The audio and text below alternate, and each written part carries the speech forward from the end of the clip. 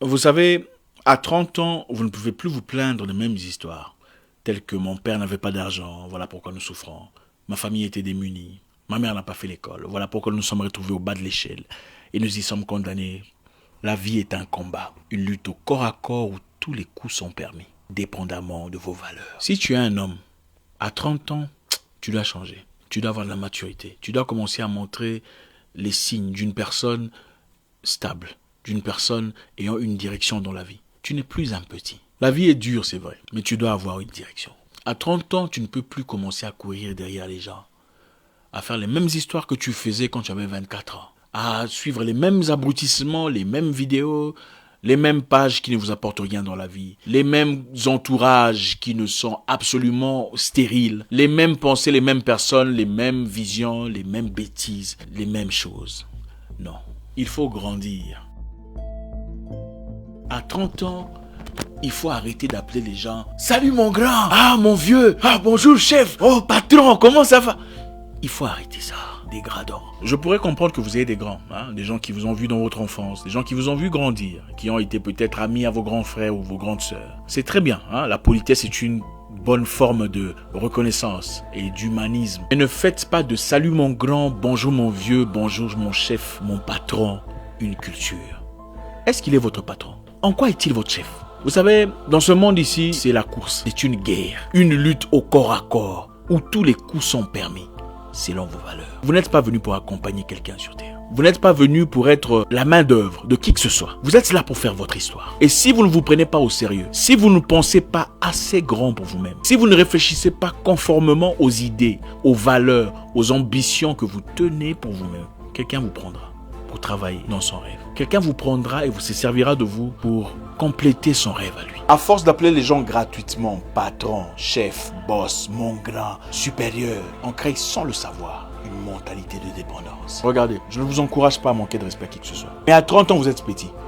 Vous serez grand à quel âge? C'est à quel âge que vous comptez devenir grand? On choisit d'être grand. On choisit de grandir. Il faut prendre soin de votre vie. Prenez charge de votre avenir. Tu as 30 ans en quête d'opportunités. Au lieu de passer ton temps à ne rien faire, habille-toi correctement. Habille-toi comme il se doit. Parfume-toi. Si tu n'as pas de parfum, mais même le parfum des Chinois, il n'y a pas de problème. Du mélange avec insecticide en distance comme ça.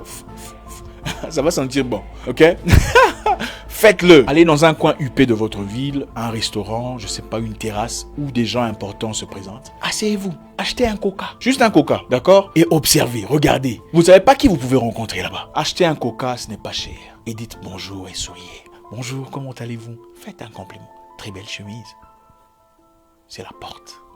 Ah, merci. Présentez-vous. Je m'appelle Patrick. Il vous répondra certainement, moi c'est Roland. Quand vous dites votre nom à quelqu'un, on a naturellement tendance à dire son nom. Dites, il fait très beau aujourd'hui. Vous venez souvent ici? C'est comme ça qu'on commence une conversation dans le respect. Et à la fin, donnez votre carte de visite. Oui, faites faire une carte de visite. Je ne sais pas ce que vous allez écrire là-dessus, vous allez trouver. Mais faites une carte de visite. Regardez, vous n'êtes pas parti derrière cette personne disant bonjour chef, bonjour boss, je cherche une opportunité. Vous êtes parti en disant bonjour, belle chemise. Ah, je m'appelle Patrick. Il y a le respect dans tout ça. Vous voulez une vie remplie d'ambition? Je vous encourage d'aller dans des réunions, des conventions, des colloques où les grands se réunissent. Écoutez, je connais un gars là, bourrique, qui est devenu politicien à force de toujours aller derrière les politiciens. Donc finalement, il n'était pas aussi bourrique que ça. Vous êtes beau, vous êtes jolie, une belle femme, un bel homme. Qu'est-ce que vous en faites? Vous n'êtes pas venu accompagner qui que ce soit sur Terre. Vous êtes là pour laisser votre propre marque. Mais aussi longtemps que vous considérez inférieur, inadéquate, vous ne remplirez pas l'office pour lequel le Créateur vous a créé. Vous êtes là pour impacter. Commencez à le faire. Je me souviens à 24 ans, mon père me disait, après lui avoir posé une question très importante sur ma vie à moi, il me dira, Zarko, tu es maître de ta vie. Et ça m'a choqué. Devenir grand, malheureusement, n'a absolument rien à voir avec l'âge. Surtout pas dans notre époque. Grandir est une question de maturité. Et la maturité est une question de décision. Avez-vous deux faces, comme la plupart des gens? Il y a une face qu'ils cachent. Là, il y a la saleté, les bêtises, l'abrutissement. Et il y a l'autre face qu'ils montrent au monde. Là, ils parlent correctement français, bonjour. Et ils essaient de raffiner un tout petit peu ce qu'il y a. Vous ne pouvez pas avoir deux faces. On a une fois reçu un message sur Facebook venant d'une femme, une proposition qui me semblait pas mal. Alors on a décidé d'aller jeter un coup d'œil sur son profil. Question de nous accoutumer un tout petit peu à l'environnement. Sur sa page principale, on pouvait voir quelques photos d'elle, légèrement habillée, Une photo spécifique où elle disait « Regardez mes points de beauté, j'en ai beaucoup ». Et il s'agissait de ses cuisses. Okay, elle montrait des points de beauté sur ses cuisses. Et on a regardé la photo de profil qui disait « Ça sort comme ça sort ». Sa proposition était bonne, certes. Mais mon directeur a décidé qu'il serait complètement incohérent de dealer avec une personne qui a pour profil « ça sort comme ça sort ». Il disait, quand quelqu'un dit « ça sort comme ça sort », alors quelle est la mentalité derrière « ça sort comme ça sort ». L'idée peut être bonne, très enrichie, avantageuse, mais votre attitude, l'image que vous reflétez, peut vous jouer un rôle complètement négatif. Si vous ne le saviez pas, quand vous envoyez un message à quelqu'un, même pour un emploi, on va sur votre profil, on lit ce qui est écrit, on regarde les photos, on lit les commentaires. Ça pourrait être pour n'importe quoi. Pour un job, pour un financement, même pour une amitié vile. Les gens vont sur votre profil, lisent le commentaire, regardent comment vous répondez. Quelles sont les choses que vous sortez de votre bouche pour essayer d'établir un tout petit peu le rapport entre vous. Est-ce que vous êtes vraiment? Faites attention à ce que vous partagez. Cela peut vous causer préjudice comme jamais dans votre vie. On choisit de grandir et d'arrêter de blâmer Dieu pour sa situation de vie. À 30 ans, tu ne peux plus t'habiller, te présenter ou parler comme un adolescent. Oui, le monde juge les gens selon leur apparence. C'est la triste réalité dans laquelle nous vivons. Et votre apparence joue un rôle très important sur les opportunités qui se présentent ou pas. Un ami à moi est devenu vendeur de yachts comme dans la blague. Il est une fois parti en Côte d'Azur, bien habillé, bien parfumé, dans une réunion de vendeurs de yachts. Il s'est bien exprimé, il a fait ses recherches sur Internet. Et après, quelqu'un l'a dit, écoute monsieur, j'ai 2 yachts que je souhaiterais vendre. Si tu es intéressé, tu peux les vendre. Et c'est à partir de là qu'il a commencé à côtoyer les gars, les millionnaires, les milliardaires, les vendeurs de yachts.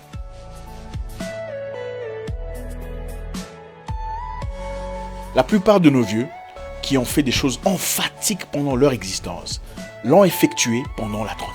Né en 49, en 81, Thomas Sankara devient secrétaire d'État. Donc il avait 32 ans. Et à 33 ans, il devient président de la République. Pendant que nous, la jeunesse d'aujourd'hui, qu'est-ce que nous faisons? On cherche grand, vieux, patron, chef, boss, aide-moi avec ceci. Oh chef, aide-moi avec cela. Il faut arrêter ça. Il est temps de se révolter. Il est temps de se lever et de prendre charge de sa vie. Vous êtes maître de votre vie. Ce n'est plus le moment de rester croupir dans un coin, larmoyant sur son sort, pleurnichant sur sa situation, pendant qu'on passe toutes ces journées sur Facebook, commentant des pages stupides, partageant des vidéos abrutissantes dans un environnement complètement stérile. Je répète, nous vivons dans un monde de compétition. À 30 ans, ce qui se passe dans la vie des gens, ce n'est pas votre problème. Concentrez-vous sur vous, votre avenir, vos finances, votre foyer, votre bonheur, votre vie. Allez là où il y a les grands, présentez-vous. Parlez avec aisance et présence. Si quelqu'un vous boude ou que vous avez l'impression qu'on vous boude, faites-lui un compliment sur sa chemise ou ses chaussures. Croyez-moi, vous allez tout désamorcer. Les humains adorent les compliments, surtout nous les noirs.